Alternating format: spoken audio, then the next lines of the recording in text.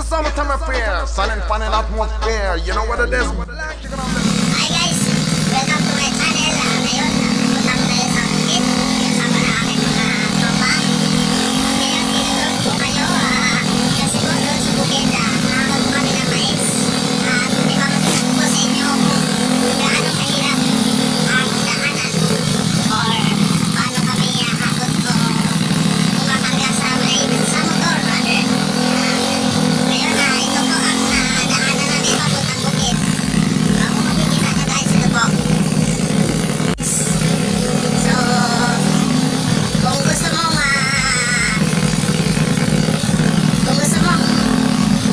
parahin ng driver, punta ka lang dito sa aming lugar. Kasi po, nakakasigurado akong expert ang mga driver.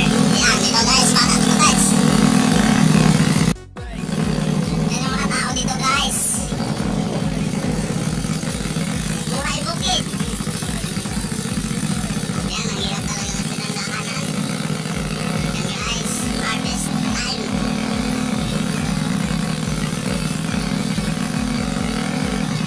Ito talaga kasi ang buhay bukid guys. Yan. Say hi to my vlog. Ang driver ko guys, bata ko to guys.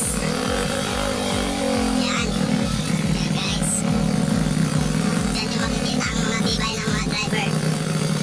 Kaya makikilala nyo kung sa mga kong driver. Ayan guys, malapit na kami sa hakotan naming mais.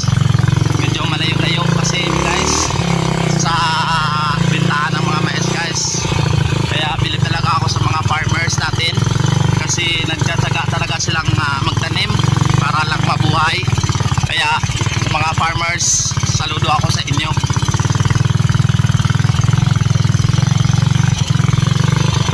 Yan guys, yan ang daanan papunta doon guys. Kontuta.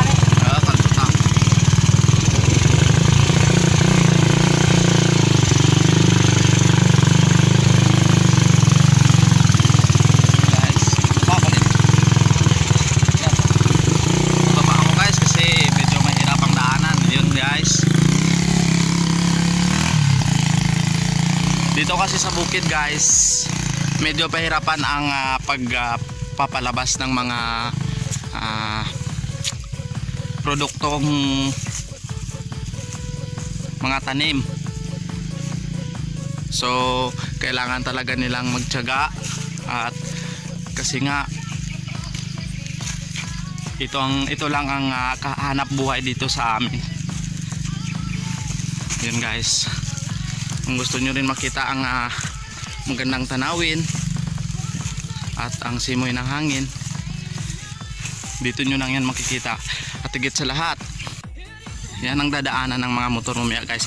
Konting galaw lang or konting hindi sa pagsabay sa timing, talagang mahuhulog ka po talaga dyan guys. Yan guys, kaya sa pagdadrive, konting ingat lang mag-harvest ng mais. Yan guys, kung nakikita nyo, yan po ang may-ari ng mais. Yun. Tapos mamaya, pagkatapos niyang gawin yan, ilalagay na po yan sa sako ng mais. Ayun. Pagkatapos ilagay sa sako ng mais, saka na po ikakarga sa motor papuntang bayan. At doon na po nila ipapapabili yung mais na hinakot namin. Yan guys, ito po yung ikakarga namin sa mga motor namin mamaya. Yan. Sobrang bigat po niyan guys. At mamaya makikita nyo talaga ang tunay na exciting. Kasi nga yun nga po talaga ang purpose ng vlog natin. Yung makita kami paano mag-drive at magkarga ng 3 hanggang 5 at 6 na sako. Yan guys. Yan. Dito na po kasi ito sa bukid. Ito yung mga motor na ginagamit pang karga. Ito next,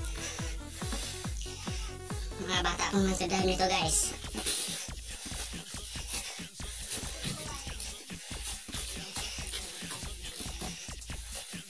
Yan, ito po yung motor na gagamitin mamaya sa pagkarga ng mais.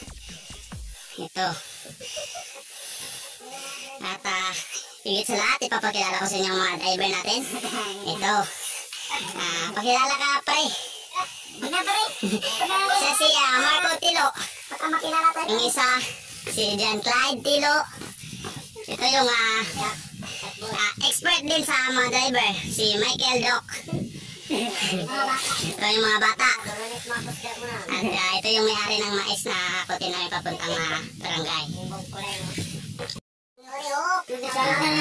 Bago kami mag-uumpisa, kailangan po muna namin kumain para may lakas mamaya sa pagkarga. Medyo malayo pa kasi ang kanilang mga biyahe, kaya kailangan pa nila magpalakas.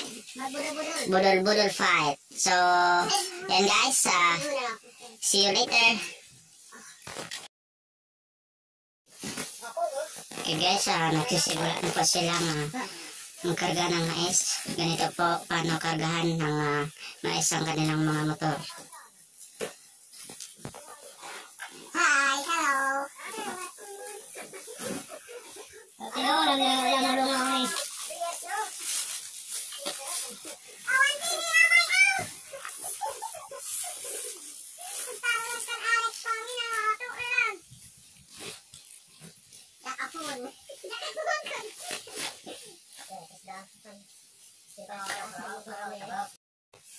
Okay, ngayon patapos na tayong magkarga sa motor. Yung nasa harapan ko na lang yung hinintay natin kasi ina-arrange niya pa sa mga bata yung mga karga nila.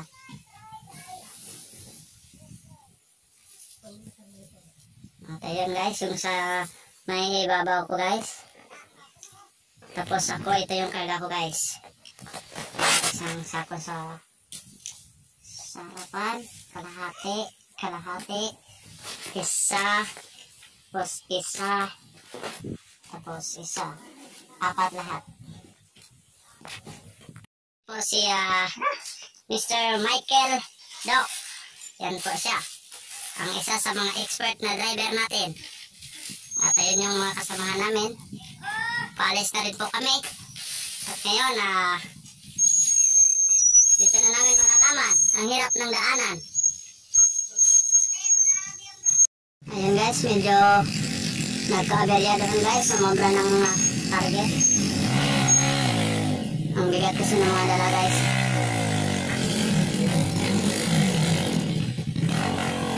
Ayan guys, tingnan nyo guys. Yan, ganitong mga driver sa amin guys.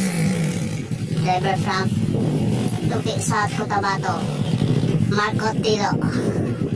Yan guys, yan ang dala niya guys. Yung mga bata guys, nandun na sila guys. Okay guys, andito na po kami ngayon sa barangay. Dito na po namin nilalagay lahat ng aming inakot na mais.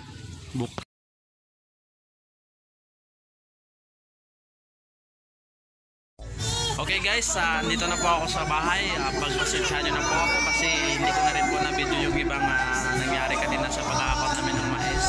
Kasi sa sobrang busy na namin. Kasi ang hirap kasi na kapag halimbawa may natumba o may sumemplang tapos bababa ka pa sa iyong motor kasi nga mabigat. Kaya yun parang nahirapan akong mag-vlog kanina. So pasensya sa susunod na naman papakita ko na rin sa inyo kung saan na naman kami haakot at saan na naman ang mas exciting na daanan. And salamat po, and don't forget to like, comment, and subscribe para updated kayo sa panibagong video na i-upload ko. Thank you po. Jensen.